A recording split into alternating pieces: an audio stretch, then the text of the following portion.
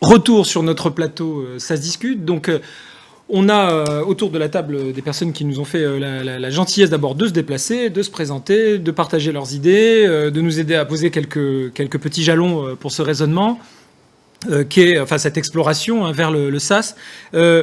Je voudrais simplement alors vous proposer une sorte de petite réflexion collaborative en n'hésitant pas à jouer sur vos complémentarités, sachant que les personnes qui nous écoutent sont donc très probablement, si elles prennent le temps de nous écouter, c'est qu'ils sont très probablement dans la cible et qui se posent des questions sur leur avenir en tant qu'éditeur. Est-ce que vous pourriez leur indiquer simplement quelles sont les bonnes questions à se poser pour aborder cette réflexion. Donc, les bonnes questions que l'on doit se poser sur soi. Alors, peut-être ce qui pourrait être pas mal, c'est de me retourner vers nos amis éditeurs qui sont là. Est-ce que vous pourriez peut-être nous dire quelles ont été les premières questions que vous vous êtes posées ? Concernant l'hébergement ? Et notamment, concrètement, concernant l'hébergement. Et notamment concernant l'hébergement. Concernant l'hébergement, la première question, bien évidemment, c'était de savoir si on était capable de garantir le service, je dirais, 24 heures sur 24, comme le SaaS doit en principe le livrer. On est sur un accès qui doit être, je dirais, universel, 24 heures sur 24, partout où je veux. Et c'est en partie un des éléments qu'on amène l'un des arguments qu'on amène quand on vend nos solutions. Donc, est-ce qu'on était capable de pouvoir garantir ce genre de service ? Il nous a semblé assez rapidement, et vous posiez la question tout à l'heure de savoir, est-ce que pour vous la réponse a été évidente ? Oui, pour nous la réponse a été évidente. Non, ça on ne sait pas faire. C'est pas notre métier. Notre métier, c'est de faire les logiciels qu'on fait très bien, qu'on sait très bien faire. On sait très bien administrer les biens dans l'entreprise. On ne sait pas gérer les data centers. C'est pas notre métier. Vous êtes en train de nous dire que clairement, ça a dû jouer comme critère de choix de l'hébergeur, de vous décharger de cette responsabilité. Ça a été le premier critère de choix. C'est-à-dire de savoir quel était le niveau de service proposé par rapport à la garantie d'avoir une continuité de service, par rapport à avoir une garantie sur la sauvegarde des données et une pérennité des données, et enfin, quel était le niveau de sécurité qui était garanti. C'est-à-dire que c'est la première chose qu'on a regardé. C'est est-ce que les machines étaient redondées ? Est-ce que à tout instant, si la machine sur laquelle est posée nos applications, est-ce qu'une autre machine prend le relais, etc. Tous ces éléments-là, ça a été le premier élément qu'on a regardé.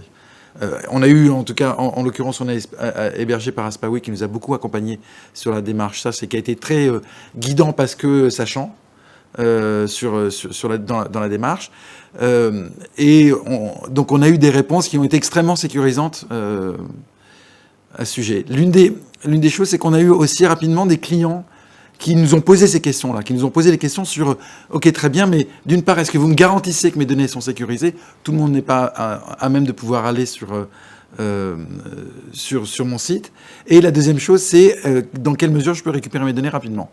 Pareil, ce sont des choses qui sont garanties contractuellement avec notre hébergeur. Et donc, voilà, ça fait partie d'une réflexion de fond sur laquelle on a eu rapidement des réponses et des choses très sécurisantes qui nous ont permis de nous concentrer sur ce qu'on sait faire et qui était de monter une offre SaaS spécifique parallèle à l'offre on-premise qu'on délivrait par le passé. Alors voilà pour Addenda Software. On peut poser la même question et proposer peut-être de compléter le propos à nos amis de chez Divalto et Coeris qui voudraient commencer. Oui. Moi, je pense que c'est très important en amont déjà de se poser la question pour les éditeurs qui souhaitent passer vers le monde SaaS et choisir son hébergeur, si son application est vraiment adaptée à ce monde-là. Ça, c'est très important déjà dès le départ. Est-ce que son application gère extrêmement bien le cloisonnement des données ? Et là, je rejoins ce qu'on disait par rapport à la sécurité. Il est très important que les données soient bien isolées d'un client vers un autre. Est-ce que l'application peut effectivement faire face à la montée en charge ? Puisqu'aujourd'hui, quand on vend des applications entremises, on va installer chez les serveurs des clients, chacun a son serveur. Là, tout le monde va être sur la même ferme de serveurs. Est-ce que l'application est préparée à ça ? Être-ce qu'elle peut s'exécuter sur plusieurs serveurs différents ? Est-ce qu'au niveau de son moteur de base de données, il peut aussi être sur un cluster de serveurs ? Toutes ces questions-là doivent être posées déjà en amont, avant de choisir son hébergeur. Il faut être certain que son application peut être hébergée et peut passer dans un mode SaaS. Déjà dans un premier temps. Et ça, l'hébergeur, il peut aussi aider dès le départ, dès ces choix-là et dès ces questions-là. L'hébergeur doit pouvoir vous aider et vous conseiller dans ces choix. Qu'est-ce qu'il faut faire dans mon application pour bien isoler un client d'un autre et être certain qu'au niveau de la sécurité, j'aurai jamais un problème où un client va éventuellement voir une donnée d'un autre, ce qui serait une catastrophe, évidemment. Et d'ailleurs, j'en profite pour enquiller et vous demander qu'est-ce qui fait que vous avez été certain que la sécurité serait au rendez-vous et qu'il n'y ait pas le moins de problèmes. Est-ce que vous comprenez le fond de ma question ? Quels sont les éléments de preuve qu'on vous apporte dans ces cas-là? Ce qui fait que vous êtes rassuré. Hormis évidemment probablement les très bonnes références, quels sont les arguments comme ça qui vous ont semblé irréfutables et vous a dit ok, c'est avec Aspaway qu'il faut que je travaille? Pas avec nous justement. Oui, je suis pas avec Aspaway. C'est quand même le cas de. Voilà. Ouais. C'est quand même le cas de Charles. Pour nous, c'était la possibilité, la possibilité de jouer avec un bac à sable. On nous a donné un bac à sable pour le coup, et on a joué avec, on a essayé d'éprouver la chose pour voir ce qui se passait. Ah bon, voilà une réponse on ne peut plus concrète. Et puis derrière, il y a IBM. Pardon de vous couper, mais les 2 points clés, c'était la convergence d'une expertise très agile d'une équipe d'experts d'Aspaway, donc des hommes très agiles qui nous ont beaucoup conseillé, puisqu'on découvrait le SaaS, en tout cas on découvrait le cloud privé, et derrière, cette sécurité apportée par IBM, qui est juste exceptionnelle. Donc, à l'endroit de nos clients finaux, qui sont des très grands comptes du CAC, on est obligé de présenter cette agilité, cette sécurité. Et ça nous allait parfaitement bien. Alors, vous pouvez quand même développer, puisque... Oui, donc en fait, il y a une expertise très importante en termes de mise en place de cloud lui-même, de virtualisation, des choses comme ça, et également de base de données. Donc après, le choix de l'application, est-ce que c'est une application multitenant ou pas? Donc si votre application peut être déployée dans ce mode-là, c'est-à-dire une seule application pour tous les clients, et chaque client avec sa propre base de données, ou alors chaque client a son application dans sa machine virtuelle dédiée. D'accord? Donc, ce genre de choix va dépendre fortement de la façon dont l'application a été conçue. Et c'est effectivement l'hébergeur, avec son expertise, qui va conseiller l'éditeur.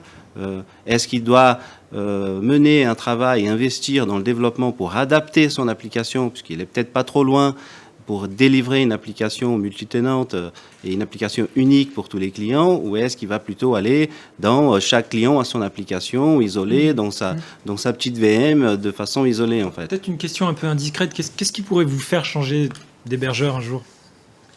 Qu'est-ce qui pourrait me faire changer d'hébergeur? Donc déjà, ça reste une question parfaitement donc soyons très clairs, déjà le coût, légitime, non? Déjà le coût, c'est très important, puisque on a, comme je vous ai dit tout à l'heure, on a une solution très large avec des gammes d'entreprises très larges, mais on a une solution pour la TPE et le coût à l'utilisateur de l'hébergement est très important pour nous.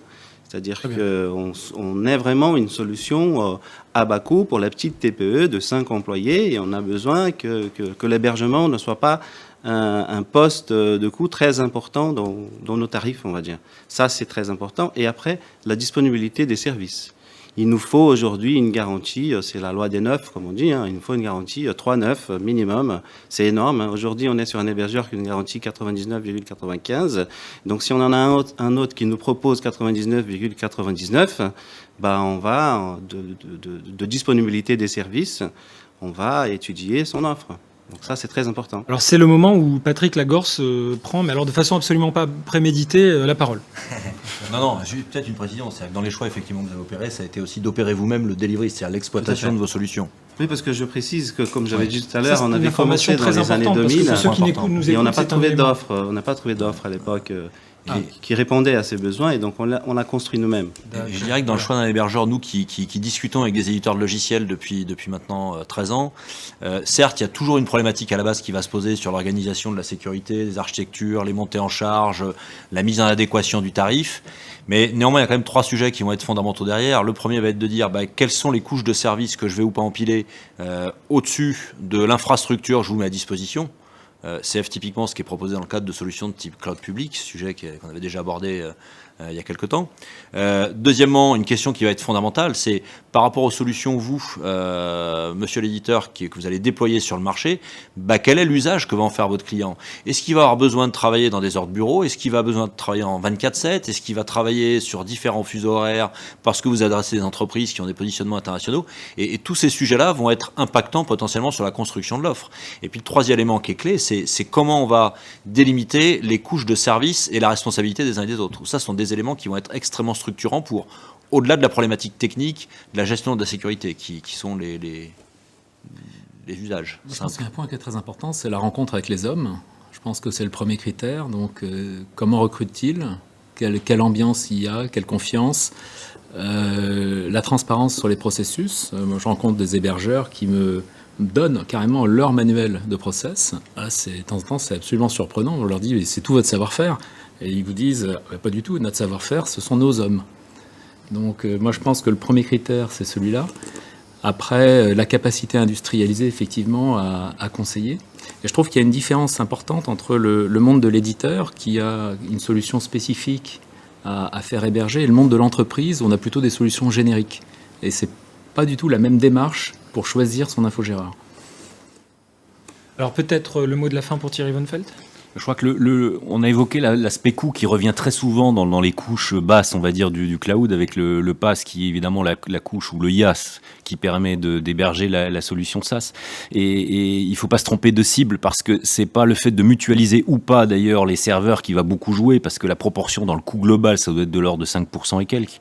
Là où on commence, et les prestations les plus coûteuses, c'est les services rendus par les ressources humaines, et néanmoins ce qui fait la sécurité, la continuité de service, tout peut pas être robotisé, automatisé, donc faudra quand même toujours bien des hommes. Et donc là, il faut mutualiser ça. Et quand un éditeur dit, même s'il prend un cloud public quelque part, il commence à manager, hormis le fait que c'est pas du tout son métier, qu'on l'a dit tout à l'heure, il est pas là la nuit, etc., etc. Et même s'il fait des efforts là-dessus, il aura jamais la masse critique, sauf à s'appeler des Microsoft, des Salesforce ou autres. Et encore, on a vu que Microsoft, il sous-traite aussi. Donc c'est là-dessus qu'il faut jouer. Et là, je rejoins tout ce qui était dit avant. C'est attention, c'est le bon prestataire qui a le bon savoir-faire, qui est organisé, structuré, qui a pas un gros turnover sur ses équipes, qui a des équipes compétentes, qui le forment régulièrement, qui se tient au courant des évolutions, parce que ça bouge très vite et beaucoup dans ce monde-là. Voilà, donc, et le vrai enjeu, il est là. Alors, à moins que quelqu'un ait quelque chose à ajouter, peut-être une question pour nos intervenants dans le public. Oui, alors on vous passe le micro. Oui, j'abonderai volontiers, moi, sur un point important. Je crois qu'avant d'être un processus technique, le choix d'un hébergeur, c'est quand même un processus pédagogique. Monsieur l'a très bien dit, on travaille avec des hommes. Donc il va falloir convaincre un client classique, qu'on a déjà beaucoup de mal la plupart du temps à convaincre aussi de la validité de ses offres de services, convaincre d'utiliser un service d'hébergeur ou de passer en cloud. Et ça, toutes les questions qui ont été posées le démontrent. C'est un processus pédagogique très long. Nous, sur la société Holidis, qui est un éditeur de logiciels qui traite beaucoup d'algorithmie, donc de temps de calcul, de choses très compliquées, qu'on a envie de voir chez soi, qui sont stratégiques, qu'on n'a pas du tout envie de laisser à l'extérieur ou à un hébergeur, ça a été un processus pédagogique relativement long, qui a nécessité 1 an de travaux avec l'hébergeur, qui nous a laissé jouer dans son bac à sable, comme ça a été dit, pour apprendre notre métier aussi, en plus. Ça, c'est très important. Et le transmettre aux clients par la suite. Vous voulez peut-être aussi y réagir?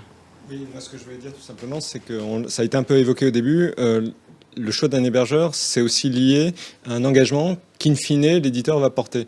Puisque vis-à-vis d'un client, il ne veut voir qu'une seule tête. Donc qu'il y ait un sous-traitant hébergeur en dessous, il faut absolument qu'il y ait une relation de confiance très forte entre ces deux partenaires pour que vis-à-vis d'un client, l'éditeur soit capable de tenir ses engagements et de savoir que derrière, ça va suivre. Donc c'est un élément de choix très important aussi, c'est la confiance. Voilà. Puisque par définition, celui qui va contractualiser avec le client final, c'est celui qui va s'engager. Donc si les briques ne sont pas bien scellées derrière, ça peut être compliqué. Ce qui sera une transition parfaite pour la partie suivante.